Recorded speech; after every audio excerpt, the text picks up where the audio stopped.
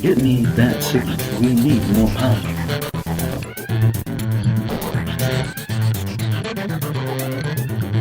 Welcome to the Voice of E, entertainment for the everyday geek.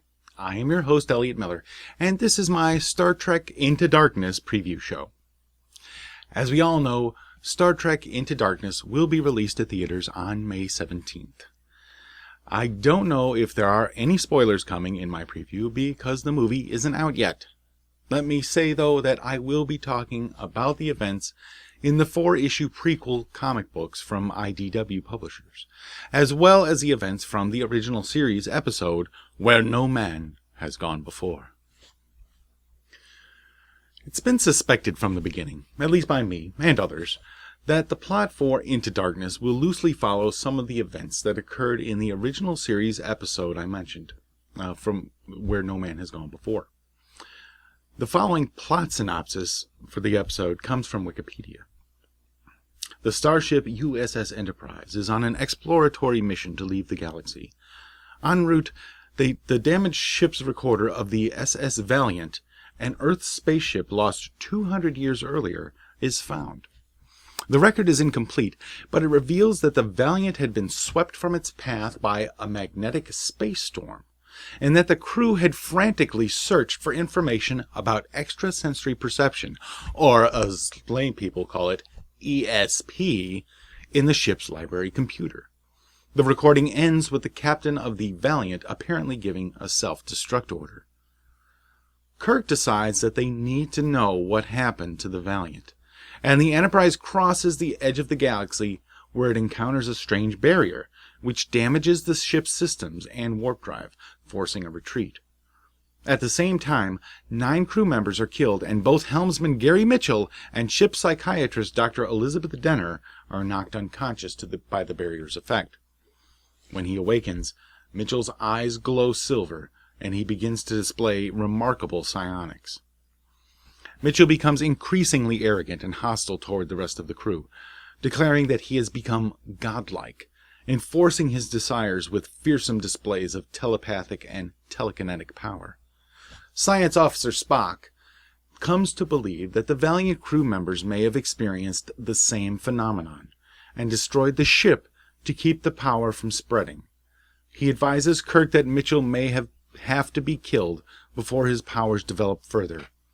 But Kirk angrily disagrees. Alarmed that Mitchell may take over the Enterprise, Kirk decides to maroon him on an unmanned lithium cracking facility on the remote planet of Delta Vega.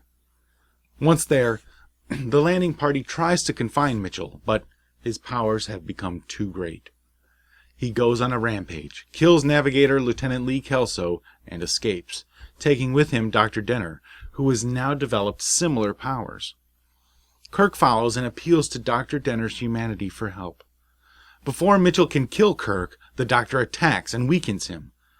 Mitchell fatally injures Denner, but before he can recover from the effort, Kirk uses a phaser rifle to create a rock slide, killing Mitchell in the process. Back on the Enterprise, Kirk makes a log entry that both Denner and Mitchell gave their lives in performance of duty, rationalizing that they did not ask for what happened to them. Spock admits for feeling sympathy for Mitchell too, and Kirk comments that there's hope for him yet. It's a great episode, and it shows an yet undeveloped Spock yelling, running around with a phaser rifle, and demanding Kirk kill off his best friend. Almost immediately. Quite uncharacteristic of Spock. Carl Urban, who plays Dr. McCoy in the new movies, commented some time ago that Benedict Cumberbatch will be playing the part of Gary Mitchell in the movie. I believe that the part has been renamed, though, as Benedict is playing John Harrison in the movie, and it seems that Dr. Denner has been replaced by Dr. Carol Marcus, who we can recall from Star Trek II, The Wrath of Khan. Interestingly, it has been discussed for years whether or not Dr. Marcus was the little blonde referred to in the Where No Man Has Gone Before episode by Gary Mitchell, that he originally set Kirk up with on a date. Kirk ends up fathering a son with her, but doesn't know about it until the events in The Wrath of Khan. Kirk's son gets killed anyway, which was probably one of the dumbest events in Star Trek history. But what about the comics? Well, the official prequel can't reveal basically anything about the movie itself, since everything has been such a closely guarded secret. We see that Spock is suffering from survivor's guilt over the destruction of Vulcan and the death of his mother. He's out there throwing himself into every dangerous situation he can and rationalizing it later as the logical course of action. The Enterprise itself is on an exploratory mission, checking out a planet that is supposed to be back in the equivalent of the Roman era and protected from all contact with the Federation by the Prime Directive. They discover a strange energy field emanating from the surface of the planet, and Kirk decides to go investigate with a shuttle. They land in the middle of a war, and the losers are being helped by none other than Captain Robert April, former commander of the USS Enterprise. April tries to enlist their help in winning the war for the good aliens. Kirk says no. Then a female Mudd character shows up with more weapons for the good aliens. We're led to believe that this Mudd character is the original Harry Mudd's daughter, and not just a character that got starbucked in the new timeline. They all go to the Enterprise. April uses some secret super command to take over the Enterprise, and we find out that he's going to sell it to the Klingons, if they'll allow him to govern the planet under Klingon rule. Nice guy, huh? Yeah. Kirk and the gang say, hey, no way, and get control of the ship back.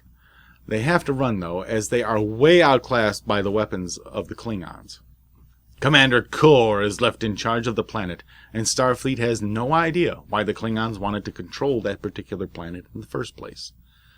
Kirk turns April over to Starfleet, and he's instructed to forget that he ever found him, with no explanation as to why. The prequel ends with John Harrison entering the Starfleet data archives in London. Let's take a look at the trailer.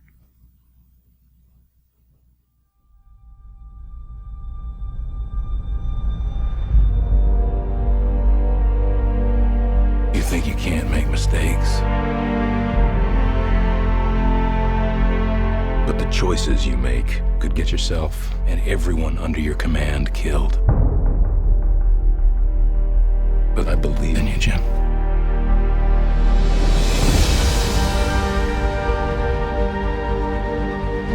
Darkness is coming. This could just be the beginning. Beginning of what? All-out war. I request permission to go after him. I cannot allow you to do this. Jim, you're not actually going after this guy, are you? Let's go get this son of a bitch. You are a pawn, Kirk.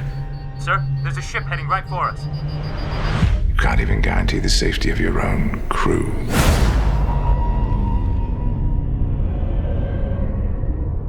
Now, shall we begin?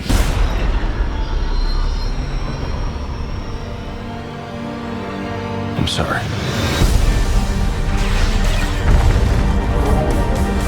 We're outnumbered, outgunned. I have no idea what I'm supposed to do. I only know what I can do.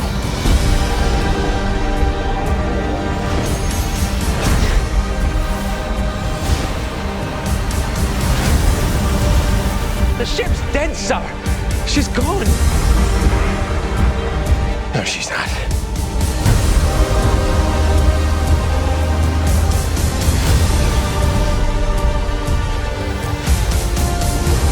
No ship should go down without her captain.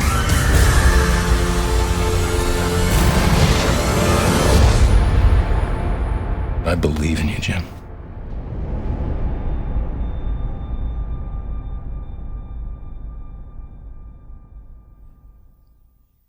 The whole prequel comics thing seems like it has almost nothing to do with the upcoming movie.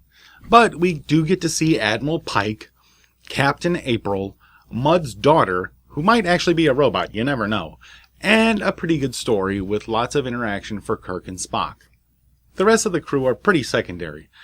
There's also a reference to the Galileo incident, so we can assume that the events of Spock's first command have already taken place. Overall, great comics. The only way I see it influencing the movie, though, is if the Klingons happen to pop up. Commander Kor is much scarier in the comics than he ever was on the TV show. I'm guessing that Star Trek 3 will have something to do with the Klingons, and Commander Kor will play a big part. The Organian Peace Treaty was the result of Kirk and Kor's interactions on planet Organia, if you can recall. Well, anyway, I hope you've enjoyed my Star Trek Into Darkness preview show. Stay tuned to The Voice of E for more board game, entertainment, and comic book news. Thanks for watching The Voice of E, entertainment for the everyday geek.